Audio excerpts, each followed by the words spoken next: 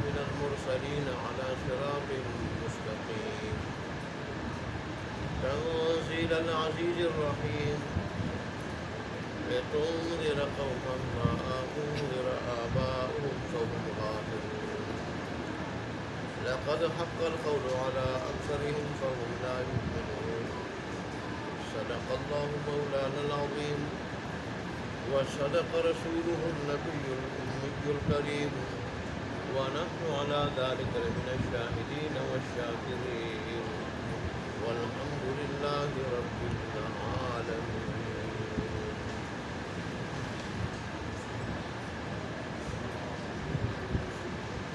یہ قرآن مجید کی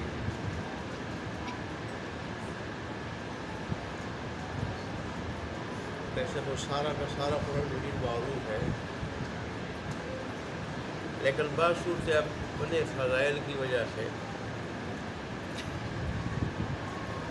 عوام میں زیادہ مقبول اور زیادہ مشہور ہے، اور میں ایک سورہ یاسین کی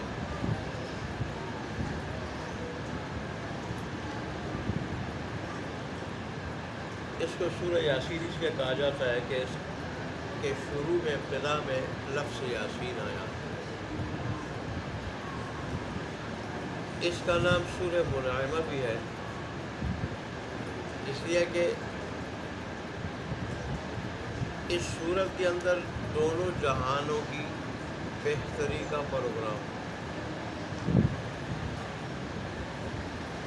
دونوں جہانوں کی بہتری. اس کا نام دافعہ بھی ہے، تیسرا نام دافعہ بھی ہے کہ یہ برائی کو دور کرنے والی سورت ہے، اور اس کو سورہ قاضیہ بھی کہا جاتا ہے کہ جو آدمی اس کی تلاوت کرتا ہے تو اس کے حاجات کی تکمیل ہوتی ہے، حاجات کی تکمیل ہوتی ہے. رسول اللہ صلی اللہ علیہ وسلم نے فرمایا کہ ہر چیز کا ایک دل ہوتا ہے، اور قرآن کا دل سورہ یاسین ہے. جیسے سورہ بقرہ میں کے بارے میں کہا گیا ہے کہ ہر چیز کی ایک یا اونٹ یا بعض جانوروں کی کوہان ہوتی ہے، اور وہ اس کے جسم میں بلند ترین حصے پہ مشتمل ہوتی ہے. وہی قرآن کی جو کوہان ہے، بلند ترین سورت ہے وہ سورہ بقرہ. تو ایسا ہی سورہ یاسین کے بارے میں فرمایا کہ یہ قرآن کا دل. اس کی وجہ یہ ہے کہ اس میں اللہ تبارک و تعالیٰ نے ایمان کے اصول کو ذکر کیا، ایمان کے اصولوں کو ذکر کیا، اور ظاہر ایمان کا مقام دل ہے، ایمان کا مقام دل ہے. صحیح ایمان کا نجات کا اور کامیابی کا مدار صحیح ایمان پہ، اور صحیح ایمان کا محل کیا ہے وہ دل ہے. تو اس لیے اس کو قرآن کا قلب اور دل کہا گیا ہے کہ اس میں ایمان کے اصول کو اللہ تبارک و تعالیٰ نے تفصیل سے بیان کیا ہے، تفصیل سے. ایسے ہی مسند اعلیٰ کے حوالے سے وہ مفسرین ایک حدیث نقل کرتے ہیں کہ رسول اللہ فرمایا جس نے رات کو سورہ یاسین کی تلاوت کی تو وہ صبح کرے گا اس حال میں کہ وہ اللہ تبارک و تعالیٰ کی طرف سے اس کی بخشش اور مغفرت ہوئی ہو، اس کو بخشش اور مغفرت کا پروانہ مل جائے گا. اور ایسے ہی غالباً مسند احمد کے اندر اور امام نسائی نے یوم اللیل والنہار میں لکھا ہے، عمل اللیل والنہار، عمل اللیل والنہار، دن اور رات کے اعمال. اس میں انہوں نے لکھا ہے کہ جو آدمی اللہ کی رضا کے لیے اور آخرت کے گھر کی تلاش کے لیے اس سورت کو پڑھے گا تو اللہ اس کی مغفرت کرے گا. اور رسول اللہ نے فرمایا کہ اپنے قریب المرگ لوگوں کے مریضوں کے پاس، قریب المرگ مریضوں کے پاس، کہ جو ابھی مرنے والے ہوں یا نزع کی حالت میں ہوں، ان کے پاس سورہ یاسین پڑھ لیا کرو۔ رسول اللہ صلی اللہ علیہ وسلم نے فرمایا کہ میری دلی چاہت ہے کہ میری امت میں سے ہر آدمی کے دل میں سورہ یاسین موجود ہے، سورہ یاسین موجود ہے۔ اور پھر تفسیر حقانی والے نے لکھا ہے کہ علماء نے لکھا ہے کہ جو آدمی سورہ یاسین کی تلاوت کرتا ہے تو اللہ تبارک و تعالیٰ اس کی آمدہ آئی ہوئی سختی کو، تکلیف کو اور مشکل کو دور کر دیتا ہے، اور مرتے وقت اگر کوئی پڑھے تو روح آسانی سے نکل جاتی ہے اور ایسے آدمی کو ایمان نصیب ہو جاتا ہے۔ اور تفسیر حقانی والے نے یہ بھی لکھا ہے کہ انسان کے جتنے بھی زندگی کے اہم مواقع ہیں ان میں سورہ یاسین کا پڑھنا یہ اکثیر کا درجہ رکھتا ہے، اکثیر کا درجہ رکھتا ہے سورہ یاسین کا پڑھنا۔ اور علماء کا یہ تجربہ بھی ہے، غالباً شیخ زکریا رحمۃ اللہ علیہ نے کہیں لکھا ہے کہ جو آدمی سورہ یاسین کی تلاوت کرے، اور دیگر علماء جنہوں نے اس میں تجربے کیے ہیں کہ جو سورہ یاسین پڑھتا ہے اس کو پھر کسی کے ساتھ تعلقات قائم کرنے کی ضرورت نہیں، اللہ تبارک و تعالیٰ سورہ یاسین پڑھنے والے کی ضروریات کو، حاجات کو اسی طرح بغیر واسطوں کے پوری کر دیتا ہے۔ جیسے اس کا ایک نام بھی سورہ قاضیہ ہے، اور یہ 4 نام امام بیضاوی نے، قاضی بیضاوی رحمۃ اللہ علیہ، تفسیر بیضاوی بہت مشہور تفسیر ہے، اس میں انہوں نے لکھی۔ یہ تو فضائل کی بات ہوئی، بہت بڑی صورت ہے یہ۔ جہاں تک لفظ یاسین کا تعلق ہے تو یہ کیا ہے؟ بعض کہتے ہیں کہ اللہ تبارک و تعالیٰ کے خاص ناموں میں سے، اور اس وجہ سے اس کو انسان یا کوئی اور یہ نام نہیں رکھ سکتا، خاص ناموں میں سے بعض نے یہ لکھا، اور بعض نے کہا نہیں اللہ کے ناموں میں سے، لیکن اللہ کے خاص ناموں میں نہیں، بلکہ اور لوگ بھی اس نام کو رکھ سکتے ہیں، خاص ناموں میں نہیں۔ جیسے الرحمن، الرحمن یہ اللہ کے ساتھ خاص ہے، لفظ اللہ اللہ کے ساتھ خاص ہے۔ اللہ کوئی اپنا نام نہیں رکھ سکتا کہ کوئی کہہ رہے یہ اللہ ہے، یہ نہیں رکھ سکتا۔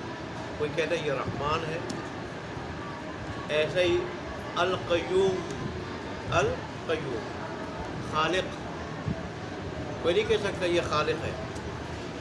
تو ایسے ہی پھر جو کہتے ہیں کہ یہ اللہ، اس کا معنی خاص ہے اور اللہ کے ساتھ خاص ہے، ان کے نزدیک تو کوئی اور نہیں رکھ سکتا۔ لیکن جو کہتے ہیں کہ نہیں یہ اللہ کے ان ناموں میں سے ہیں جو اللہ کے ساتھ خاص نہیں ہے، ایک حد تک بندے بھی یہ نام رکھ سکتے ہیں، جیسے رقیب ہے، جیسے رؤوف ہے، جیسے کریم ہے۔ لیکن یہ ہے کہ جب اللہ تبارک و تعالیٰ کی طرف نسبت ہوگی تو پھر اور معنی ہوگا، اور پھر بندے کی طرف نسبت ہوگی اور معنی ہوگا۔ جیسے رؤوف کی نسبت اگر اللہ کی طرف ہو تو معنی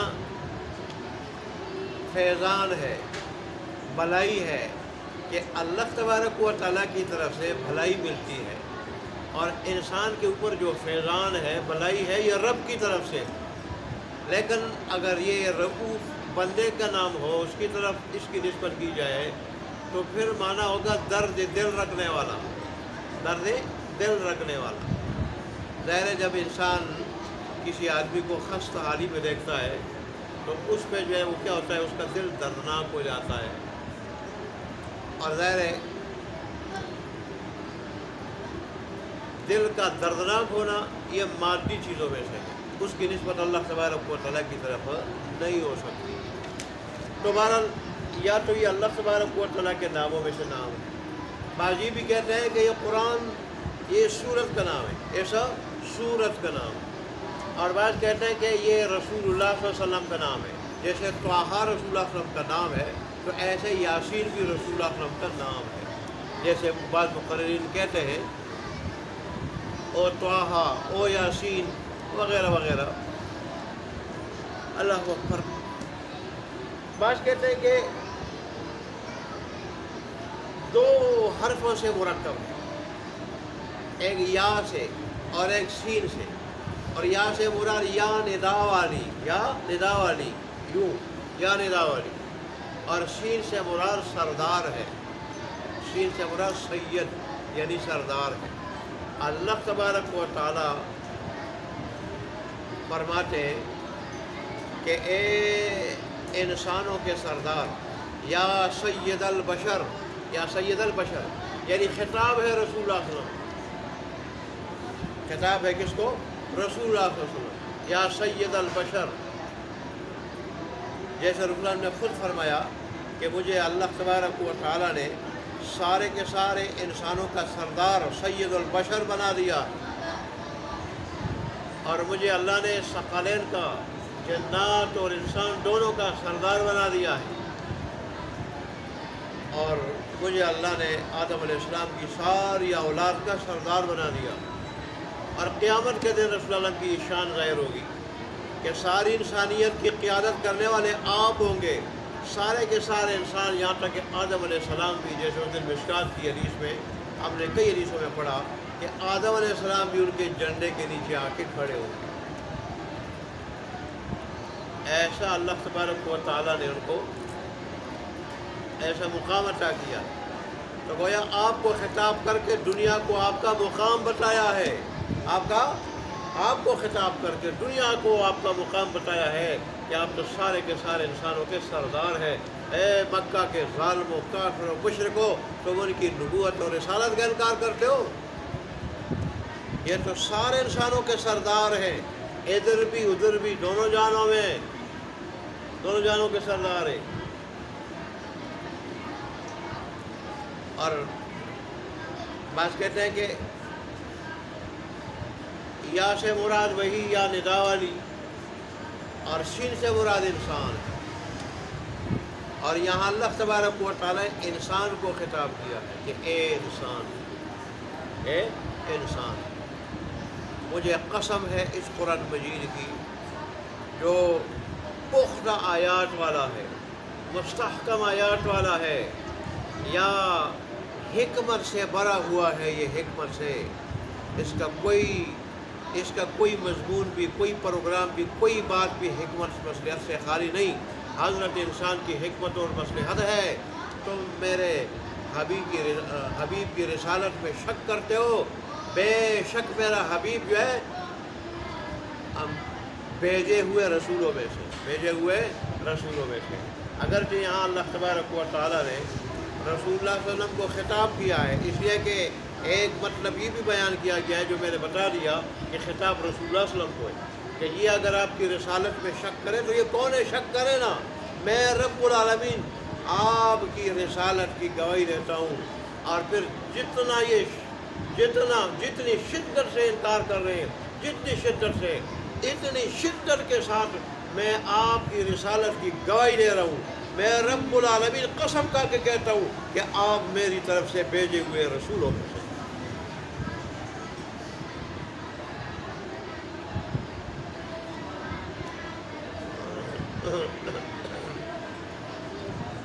اور تفسیر جلالین والے بزرگ کہتے ہیں کہ یہ ہے تو یہ جو حروف مقطعات ہے یہ آیات متشابہات میں سے آیات کہ جن کی مراد اللہ ہی جانتا ہے، حقیقی مراد اللہ ہی جانتا ہے. لہٰذا ان میں اسلم راستہ ان میں یہ ہے، ان کے بارے میں یہ ہے کہ آدمی کہتے ہیں اللہ اس کی مراد بہتر جانتا ہے. اللہ کی جو بھی مراد برحق ہے ہمارا اس پر ایمان ہے اور ہم اس کی تصدیق کرتے ہیں. اور میں نے آپ کو قاضی بیضاوی رحمۃ اللہ علیہ کا ایک مطلب بھی بیان کیا ہے کہ اللہ نے ان حروف مقطعات کے ذریعے چیلنج دیا ہے اہل مکہ کو کہ تم اگر کہتے ہو قرآن یہ خود گڑھ لایا ہے نعوذ باللہ، یہ رب کا بھیجا ہوا نہیں، بنایا ہوا نہیں، تو پھر کیا وجہ ہے کہ قرآن بھی انہی حروف سے بنا ہے جن سے تمہاری عربی بنی ہے، تمہارا کلام بنا ہے، تمہاری شعر و شاعری انہی حروف سے بنی ہے. قرآن جن حروف سے بنا ہے تو پھر کیا وجہ ہے کہ جو آدمی جس کو تم 40 سال امی ان پڑھ کہتے تھے وہ ان پڑھ آدمی 40 سال کے بعد انہی حروف سے کلام بنا کے تمہارے سامنے پیش کر رہا ہے، اور تم بڑے بڑے شعراء فصحاء ہو کے اس کا مقابلہ نہیں کر سکتے ہو۔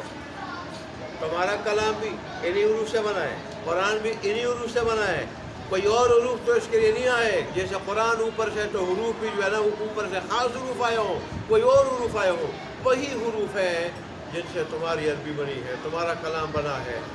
تو پھر کیا وجہ ہے کہ تم قرآن جیسا بنا نہیں لا سکتے ہو، بنا نہیں لا سکتے ہو، اور ہرگز تم نہیں لا سکو گے۔ پہلے اللہ نے پورے قرآن کا چیلنج دیا، پھر اللہ نے 10 سورتوں کا چیلنج دیا، پھر اللہ نے ایک چھوٹی سورت کا چیلنج دیا، آج تک کوئی مائی کا لال نہیں لا سکا۔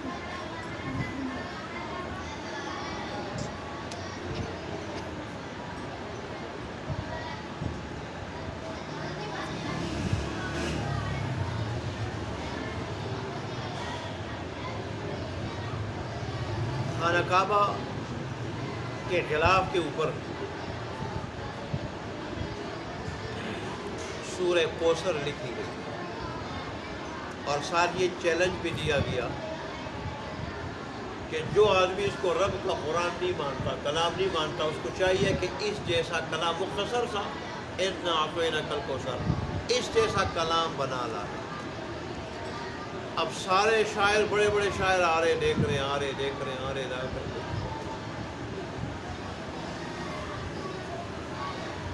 آخر سارے شاعروں نے اپنے باپ شاعر کو کہا، عجیب نام تھا ان کا، میرے ذہن سے بھی نکل گیا، کہ بھئی اس طرح سورت لکھی گئی ہے، چیلنج دیا گیا ہے کہ اس جیسا کلام بنا لاؤ، اور مجبور ہو کے اس کو بتایا گیا تھا، اور اس کو سارے اپنا باپ مانتے تھے شاید، یعنی سارے شعراء میں لوہا منوا دیا تھا، اس کو شعراء کا باپ سمجھا جاتا تھا۔ اس نے سورہ کوثر کا مطالعہ کر کے نیچے جو لکھا وہ یاد رکھنے کے قابل، نوٹ کرنے کے قابل ہے، یاد رکھنے کے، سونے کے حروف سے لکھنے کے قابل۔ اس نے نیچے لکھا ہے واللہ ما ھذا من کلام البشر، اللہ کی قسم یہ کسی انسان کا کلام ہو، انسان کا کلام ہوتا تو میں بنا لیتا، میں اس جیسا بنا لیتا۔ مجھ جیسا شاعر بھی مطالعہ کر کے اس نتیجے پہ پہنچا کہ خدا کی قسم کھا کے کہتے ہیں کسی انسان کا کلام نہیں۔ میں نے آپ کو پہلے بتایا تھا، امریکہ کے اندر ایک کمپیوٹر ہے، وہ ہر چیز میں رد و بدل کر لیتا ہے، رد و بدل، لیکن جب قرآن کی باری آتی ہے، قرآن کی کوئی آیت کے اس کے مقابلے میں لے آئے ہو، کوئی آیت گڑی ہوئی، تو جواب وہاں زیرو میں آتا ہے، جہاں وہاں زیرو میں آتا ہے کہ آیت قرآن کی کوئی آیت میں نہیں بنا سکتا۔ آج قرآن کی حقانیت کی گواہی صرف انسان نہیں، کمپیوٹر بھی دے رہے ہیں، کمپیوٹر بھی، کہ اس جیسا کلام نہیں بن سکتا۔ باقی تو ہر چیز میں رد و بدل ہو جائے گا، گڑبڑ ہو جائے گی، لیکن قرآن ایسا کلام ہے اس میں رد و بدل نہیں ہو سکتا۔ کیوں ہوگا؟ کہ اللہ نے فرمایا کہ ہم اس کو نازل کرنے والے ہیں اور ہم اس کی حفاظت کرنے والے ہیں، اور اللہ نے یہ بھی فرمایا کہ میرے کلمات کو کوئی تبدیل نہیں کر سکتا۔ اس کلام میں، قرآن میں جو میں نے کلمات نازل کیے ہیں ان کو کوئی تبدیل نہیں کر سکتا، آیات کو کوئی تبدیل نہیں کر سکتا، کوئی مائی کا لال، کوئی طاقت۔ اور آج تک جس نے کوشش کی تو منہ کی کھانی پڑی اس کو۔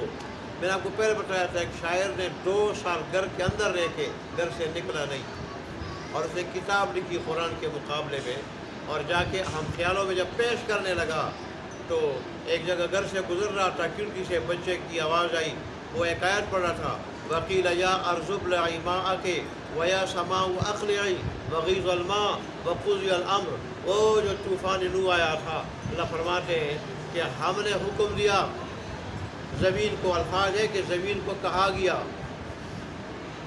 آسمان کو وَقِيلَ يَا سَمَاءُ أَقْلِعِي، آسمان کو کہا گیا کہ آسمان اپنے پانی کو کیا کر دے، کم کر دے، یا آسمان تھم جا، روک دے پانی، روک دے پانی، اپنے پانی کو روک دے، تھم جا۔ اور زمین کو حکم دیا گیا کہ زمین اپنا پانی نگل جا، اپنا پانی نگل جا، اس کو حکم دیا گیا کہ تھم جا، روک دے پانی، تو اللہ فرماتے زمین پانی نگل گئی، آسمان تھم گیا، اور اس طرح جو ہے وہ کیا وہ طوفانی نور ختم ہو چکا، پانی جو ہے وہ کیا ہو چکا، ختم ہو چکا۔ یہ چند جملے یعنی چند حصے، پوری آیت بھی نہیں، آیت کا مخصوص حصہ تھا، مختصر سا حصہ آیت کا۔ ایک بچہ پڑھ رہا تھا، شاعر کے کان میں جب آیت کا یہ حصہ پڑھا تو فوراً کہنے لگا بیٹا دوبارہ پڑھ لینا، اس نے دوبارہ پڑھی، پھر کہا کہ پھر پڑھ لینا، اس نے تیسری مرتبہ پھر پڑھی، تیسری مرتبہ جب اس نے پھر پڑھی یا کئی مرتبہ اس نے دہرائی بچے سے، تو اس اپنی کتاب ادھر جو ہے نا زمین پہ پھینک دی اور کہا میری یہ ساری کتاب جو سالوں میں لکھی گئی، یہ آیت کے اس مختصر حصے کا وہ مقابلہ نہیں کر سکتی۔ والے لسان سے عربی کی خوبیوں کو جانتے تھے، عربی کی خوبیوں کو، جیسے ہر آدمی اپنی زبان مادری زبان کا ماہر ہوتا ہے، اور پھر خاص کر شاعر اپنی مادری زبان میں سب سے زیادہ ماہر ہوتا ہے کہ اس نے اس میں وقت لگایا ہوتا ہے، وقت۔ تو ظاہر ہے ایسے شعراء نے ایسی کوشش کی ہے کتاب بنانے کی، کلام مقابلے بنانے کی۔ کوئی بڑا شاعر تھا پائے کا، اور کلام پہ جو ہے نا وہ کیا قدرت رکھتا تھا، وہ اور لوگ باریکیوں کو جانتا تھا۔ اس نے اس آیت کے مختصر حصے میں خدا جانے کیا کیا باریکیاں نوٹ کی، جو علوم و معارف کی باریکیاں تھی وہ سمندر سے، کہ اپنی کتاب اس نے زمین پہ ماری اور ادھر کلمہ پڑھ کے مسلمان ہو گیا۔ اے اللہ، بات تو آگے تاجر دے دے۔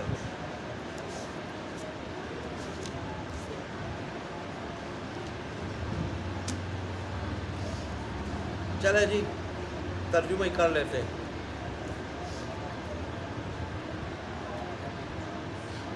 یاسین واللہ عالم بمرادی بذالک والقرآن، قسم ہے حکمت والے قرآن، قسم ہے مستحکم مضبوط قرآن کی، انک لمن المرسلین، بے شک آپ البتہ بھیجے ہوئے میں سے، بھیجے ہوئے رسولوں میں سے، علی صراط مستقیم، سیدھے راستے پہ ہیں۔ کافر جو برا بلا کہتے ہیں، اعتراضات کرتے ہیں، وہ غلط کہتے ہیں، رب گواہی دے رہے آپ سیدھے راستے پہ۔